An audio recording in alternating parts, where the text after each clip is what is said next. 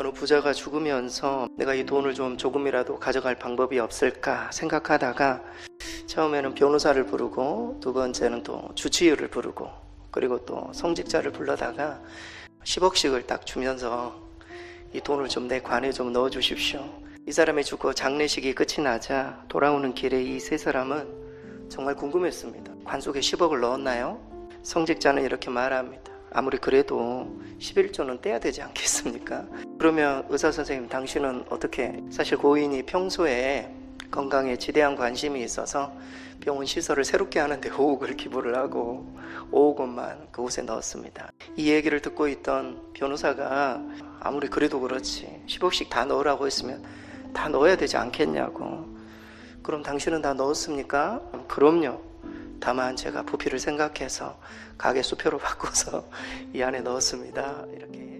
톨스토이가 어느 날 산책을 하고 있을 때 남루한 거지가 다가와서 도와주라고 했습니다. 근데 톨스토이가 보니까 주머니에 한 푼도 없는 것입니다. 그러면서 너무 미안해가지고 그 거지의 손을 잡으며 정말 미안합니다, 형제님. 제가 지금 아무것도 가진 것이 없는데 제가 어떻게 하면 좋죠? 그 순간 거지의 얼굴이 환해지더니 이렇게 말합니다. 아닙니다, 선생님. 저에게 이렇게 큰 것을 주시니 정말 감사합니다. 큰 것을 주셨다니요? 저는 아무것도 주지 않았는데요. 아닙니다.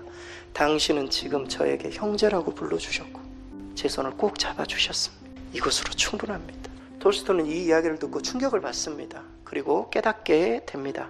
물질을 주는 것만이 선행이 전부는 아니구나. 관심과 마음을 나눌 때 감격과 기쁨이 있는 거구나. 그는 깨닫고 그 이후에 소외된 사람들을 살기 위해 결심하고 한평생 이 일을 실천하며 살았다라는 이야기입니다.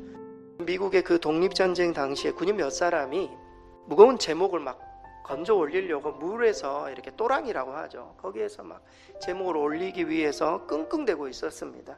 강가에 있는 장교는 계속 소리만 치는 것입니다. 거기 열심히 해라.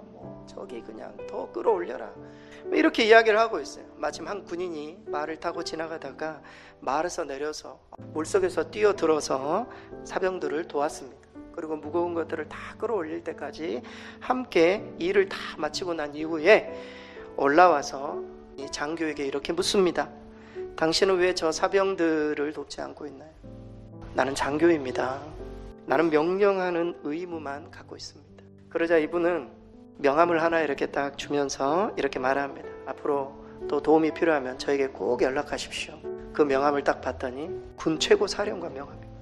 돈과 영적 성숙이라는 책이 있습니다. 이 책의 저자인 송경구 목사는 돈 1달러가 없어가지고 옷장을 열어서 혹시 걸려있는 옷들 가운데 동전이 조금이라도 있지 않을까 해서 뒤져가지고 동전이 있는지 살펴보았다.